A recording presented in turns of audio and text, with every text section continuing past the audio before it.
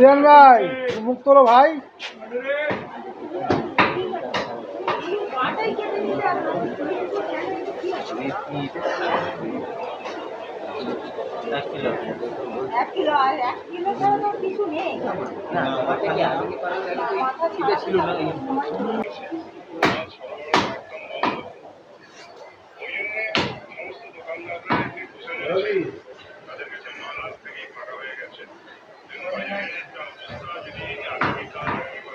আমার নাম অমর ঘোষ।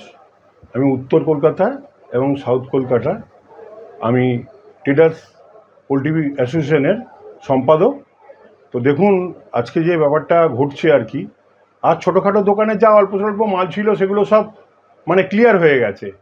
আগামী কাল থেকে পয়সা দিলেও মাল পাওয়া যাবে না, মানে চিকেন পাওয়া যাবে না। ইতিমধ্যে বহুত হোটেল বন্ধ হয়ে যাবে, অনেক কিছু বাণিজ্য ক্ষেত্রে বিরাটভাবে ক্ষতি হবে। যদি কোনোভাবে আমরা বসে ঠিক করতে পারি, প্রশাসন যদি এগিয়ে আসে, তাহলে সমস্যা মিটবে, নাহলে সমস্যা মেটার নয়। এর লাগাতার ধর্মঘট চলবে। দিন দিন পুলিশি অত্যাচার। পুলিশ আগে 10 টাকা 20 টাকা রাস্তায় রাস্তায় দিলে চলে, তো প্রত্যেক জায়গায় প্রত্যেক থানা প্রত্যেক ফাঁড়িতে মাসোহারা, কোথায় 500 টাকা কোথায় 400 টাকা মাসোহারা, তা সত্ত্বেও পুলিশ পয়সা চায়। কেন হবে এটা দিনের পর দিন?